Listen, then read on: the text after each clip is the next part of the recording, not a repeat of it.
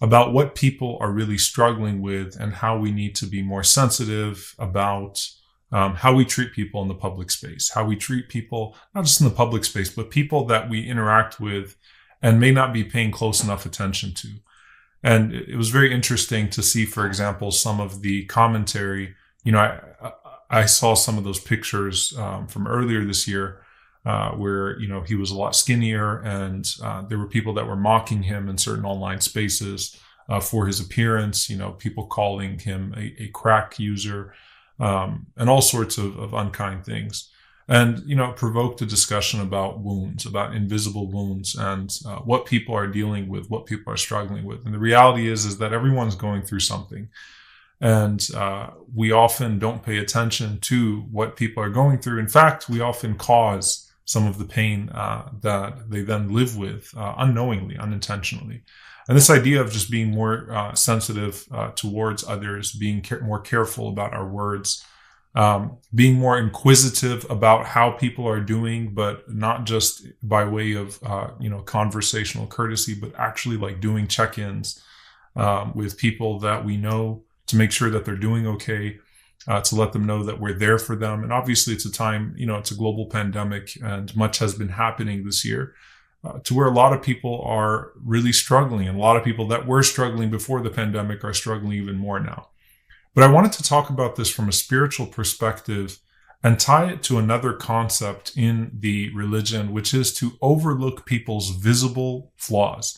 And this is an interesting tie-in, because the same eye, from a tazkiyah perspective, the same eye that is supposed to overlook the visible flaws of people is to look for the invisible wounds of people. And sometimes we do the opposite, right? The common thing is to pounce on people's visible flaws and actually cause them some of the invisible wounds that they will then carry as a result of that interaction, especially in the world of social media, where it's so easy to bruise someone else. But, from a tazkiyah perspective, from a spiritual perspective, this is an extremely beautiful concept, because it speaks to where the eye sees from.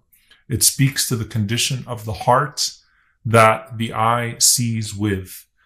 When a person looks to people's visible flaws and pounces or writes them off or causes them injury as a result of that, as opposed to looking to better that person, looking to help that person, looking to inquire about that person, and even see sometimes when they have, very visible flaws, what it is that might be causing them to act in those certain ways, and takes the time to pray for them, takes the time to sincerely advise them, takes the time to care for them, and in the process could move them away from some of those very visible flaws, and also help rectify their situation internally.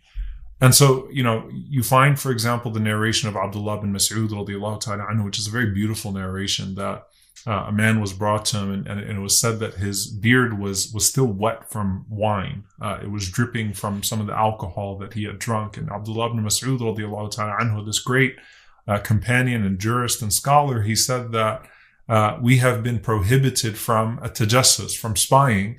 And, he basically still gave the man the benefit of the doubt, because we did not see him drinking the alcohol. So even to that extent of husn al-dhan in a person, of expecting, assuming well of a person, and making as many excuses as possible. You find the hadith of the Prophet ﷺ, "Man tatabba'a awrata akhi," whoever seeks out the faults of his brother, tatabba'a Allahu awrata, Allah subhanahu wa ta'ala will seek out that person's faults. And if Allah seeks out your faults, then Allah subhanahu wa ta'ala will humiliate you, even if you are in your home.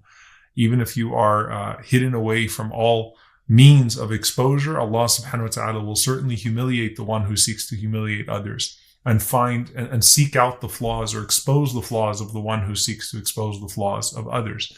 So that's a person who looks to the world to cause injury for the sake of growing self. For the sake of their own ego, for the sake of their own lowly pleasures.